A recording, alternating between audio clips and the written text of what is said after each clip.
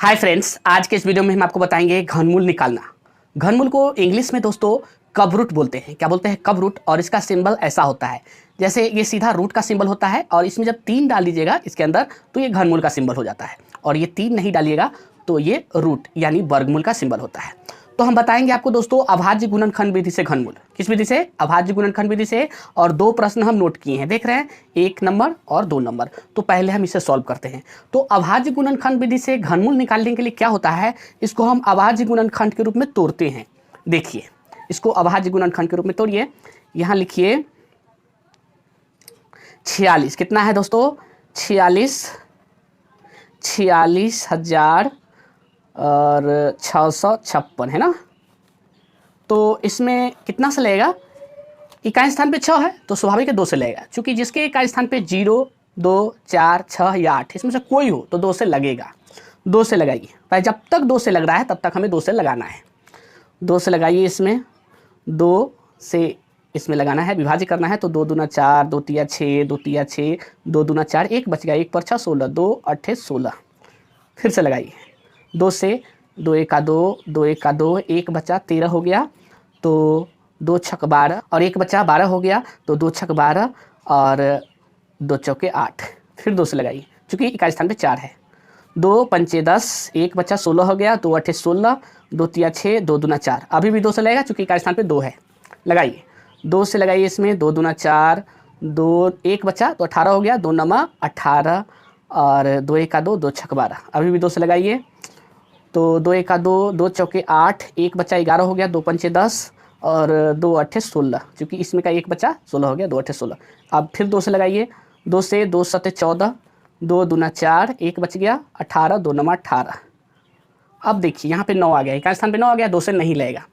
तो 3 से देखते हैं। तो 3 से लगाने के लिए हम क्या करते हैं, इसके अंकों को जोड़ते हैं। 9 2 11, 11 7 18, तो 18 में 3 से लग रहा है, अर्थात इसमें 3 से लगेगा। लगाइए, जब 2 से ना लगे तो 3 से लगाइए, 3 से नहीं लग रहा है तो आगे बढ़िए। 3 दूना 6, बच गया 1, 12, 3 चौके 12, 3 तिया 9। और फिर लगाइए 3 से, देखिए एक बार और जोड़ लीजिए, 4 3 7, 7 2 9, 3 से लग रहा है। लगाइए 3 8 24 और 3 1 3। अब देखिए 8 1 9, अभी भी 3 से लग रहा है। लगाइए 3 दूना 6, बच गया 2, 2 पर 1 21, 3 7 21। अभी भी 3 से लग रहा है, क्योंकि 3 नमा 27 आ जाएगा और 7 2 9 भी हो रहा है। 3 से 3 नमा 27 और फिर 3 से लगा दीजिए, 3 तिया 9।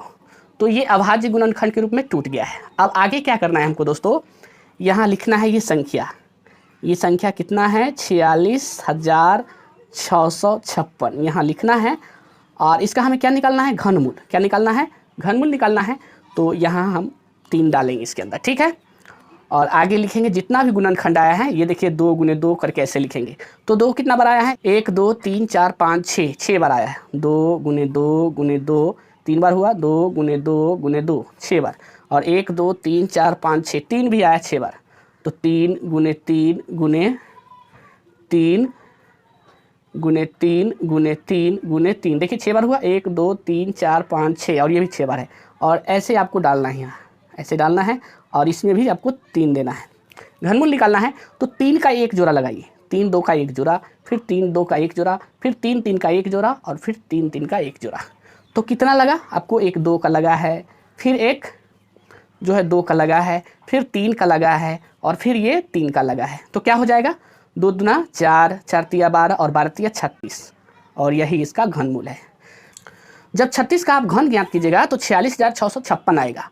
यानी घनमूल उसी संख्या का निकलेगा जो पूर्ण घन हो, अर्थात जो संख्या पूर्ण घन न हो उसका घनमूल नहीं निकलेगा, उसमें शेष आ जाता है।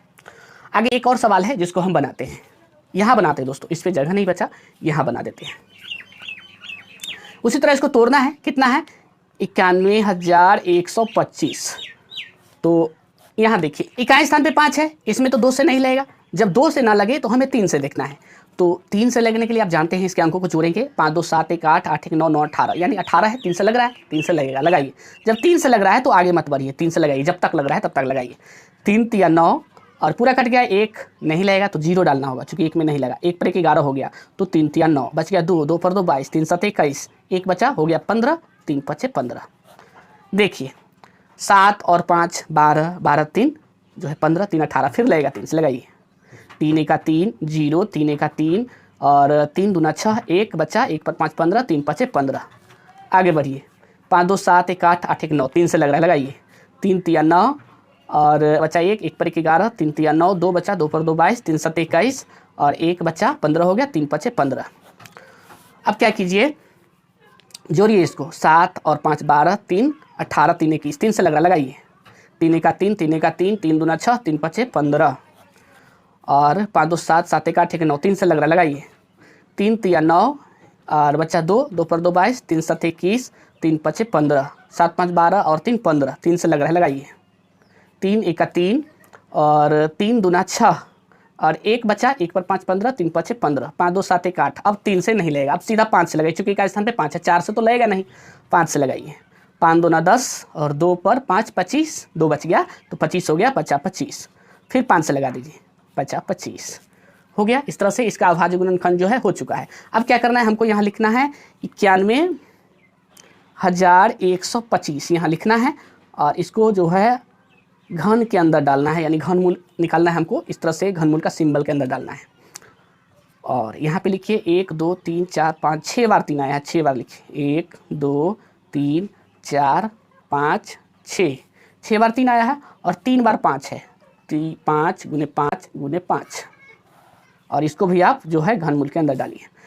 3 का 1 जोड़ा, उसी तरह 3 का 1 जोड़ा और एक 5 का जोड़ा, जो संख्या का जोड़ा लगा है, यानी 3 का 1 बार लगा है, 3 का 1 बार फिर 5 का, उसको ले लीजिए। 3 गुने 3 और गुने 5, यानी 3 तिया 9, 9 पचे 45 और यही इसका आंसर है 45, करेक्ट आंसर।